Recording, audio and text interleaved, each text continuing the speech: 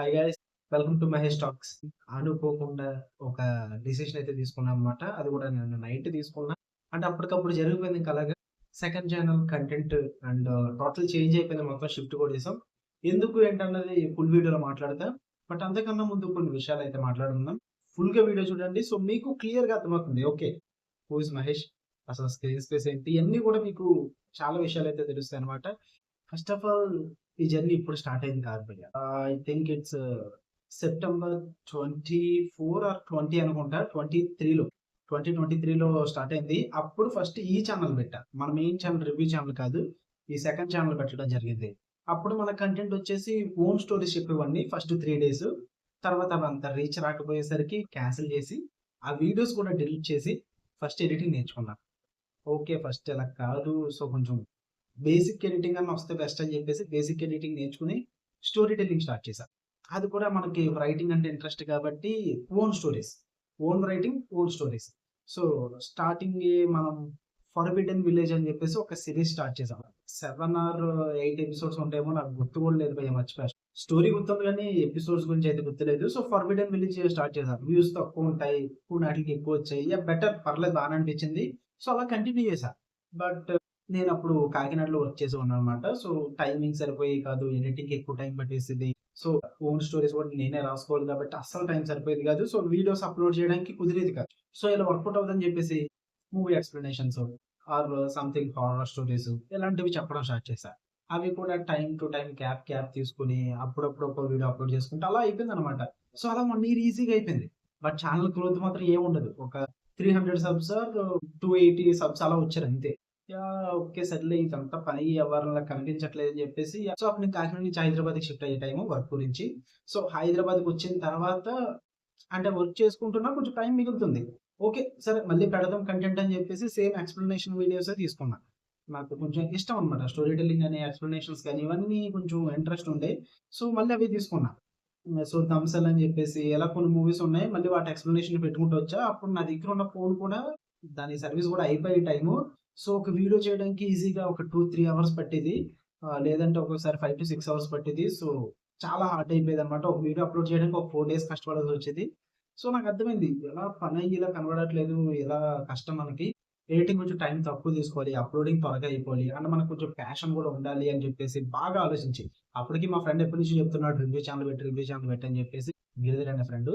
So, wait చేద్దాం. మనకి movies చూసే అవకాశం వచ్చే వరకు, థియేటర్‌కెళ్ళే అవకాశం వచ్చే వరకు వెయిట్ చేద్దాం అని చెప్పేసి చూసా.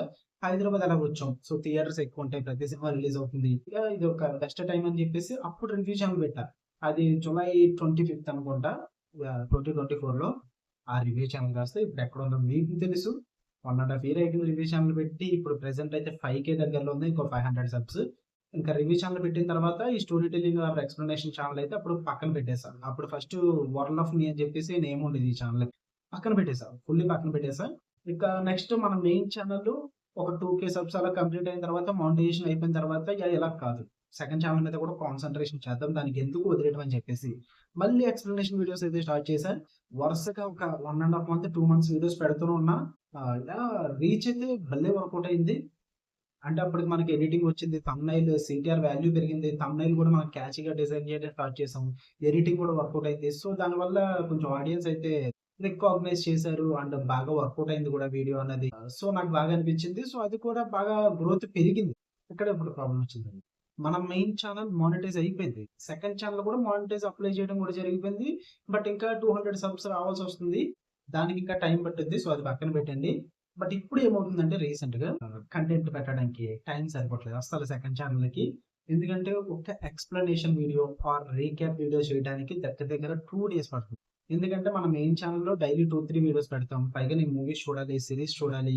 అండ్ దానికి కొత్త కంటెంట్ కూడా ఆలోచిస్తున్నా, ఫేస్ క్యామ్ వీడియోస్. సో, అవి పెట్టడానికి కూడా నాకు టైం ఎక్కువ తీసుకుంటున్నా.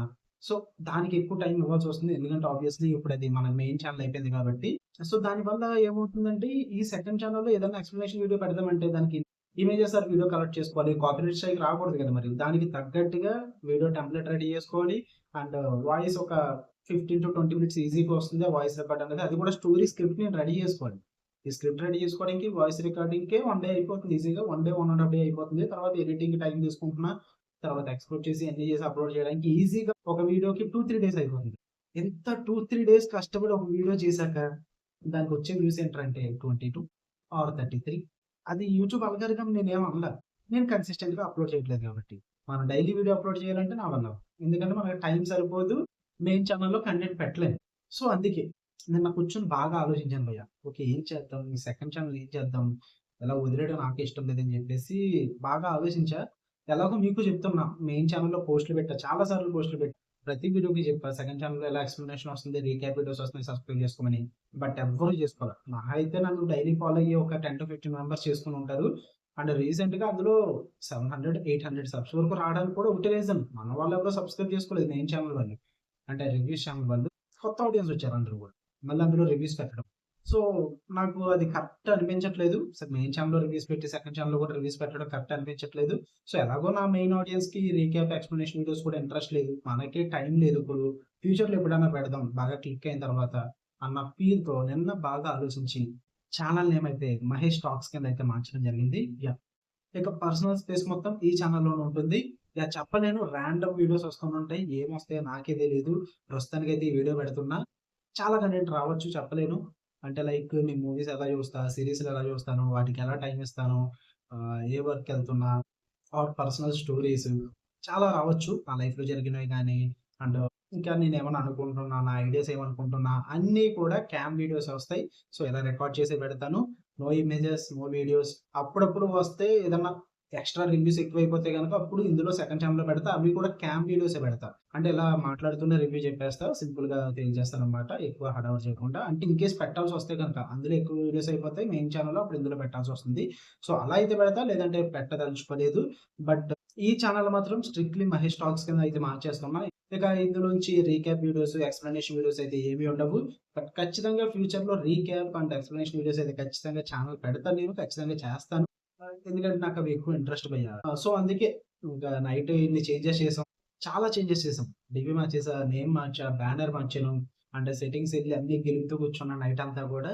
టోటల్‌గా ఫ్రెష్‌గా కనిపించాలి ఛానెల్ అని చెప్పేసి కంటెంట్ అంతా గూడా డిలీట్ అయితే చేయలా. దాన్ని అలాగే ఉంచేసాను. ఆ కంటెంట్ కనిపిస్తది గానీ, ఎవరైనా కొత్త ఆడియన్స్ వచ్చినప్పుడు కంటెంట్ ఓపెన్ చేస్తే డైరెక్ట్‌గా అవి కనిపించకుండా ఫ్రెష్ వీడియో కనిపించాలి కాబట్టి, సరే అని ఒక ఇంట్రో వీడియో అయితే చేస్తున్నా. ఇప్పుడు ఇది ఇంట్రో కాదు. బట్ ఒక ఇంట్రడక్షన్ అనుకోండి. ఏదో ఇంకా అలాగా ఛానెల్ మారుస్తున్నాం కాబట్టి. So, I don't know whether support చేస్తారా లేదా అన్నది నాకు తెలీదు. బట్ నాకు ఇదే బెస్ట్ అనిపించింది భయ్య. ఎందుకంటే మీకు రీక్యాప్ ఆర్ ఎక్స్‌ప్లనేషన్ వీడియోస్ ఎప్పుడో ఒకటి పెట్టడం కన్నా, డైలీ ఏదో ఒక వీడియో నా ఫేస్ క్యామ్ వీడియో వస్తే బెస్ట్ అని నాకు అనిపించింది. మెయిన్ ఛానెల్‌లో ఎలాగో ఫేస్ క్యామ్ వీడియోస్ వీక్లీ 1 పెడుతున్నాం. అంటే కొంచెం అవేర్‌నెస్ టైపు ఆడియన్స్‌కి రివ్యూస్ కోసం, మూవీ సజెషన్స్ కోసం అండ్ థియేట్రికల్ రివ్యూస్ కోసం ఒక అవేర్‌నెస్ వీడియోస్ లాగా చేస్తూ వెళ్తున్నా. మన మూవీ ఆడియన్స్‌కి. అది కూడా మెయిన్ ఛానెల్‌లో వీక్‌లీ ఒక వీడియో వస్తుంది. బట్ ఈ ఛానెల్‌లో డైలీ ఒక వీడియో అన్నా, 2 డేస్‌కి ఒక వీడియో అన్నా ఖచ్చితంగా పెడతాను ఫేస్ క్యామ్ వీడియో. సో, మన మెయిన్ ఛానెల్ ఆడియన్స్ కూడా ఈ ఛానెల్ సబ్స్క్రైబ్ చేసుకుంటే చేసుకోండి. మీ ఇష్టం మరి. డైలీ మనం వీడియోస్ చూద్దాం అనుకుంటే గనక ఓకే. ఇంకింతకు మించి ఇంకేం లేవు. నేనేం మర్చిపోలే. చాలా విషయాలు షార్ట్ కట్ చేసుకొని వచ్చాను. ఇంకా చాలా డీప్‌గా చెప్పొచ్చు. బట్ ఫ్యూచర్‌లో మాట్లాడుకుందాం. ఇదే ఛానెల్‌లో మాట్లాడుకుందాం. అందరికి తెలుస్తాయి కొన్ని కొన్ని అలా చెప్తూ ఉంటాను నేను కూడా. ఓకే. వీడియోని ఖచ్చితంగా లైక్ చేసి మన ఆడియన్స్‌కి షేర్ చేయండి. మీ ఫ్రెండ్స్‌కి కూడా షేర్ చేద్దాం అనుకుంటే షేర్ చేయండి. మన కంటెంట్ నచ్చిన వాళ్ళు ఎవరైనా ఉంటే గనుక. ఇక నుంచి కొత్త కంటెంట్ అయితే కలుద్దాం. Okay. Love you all. By.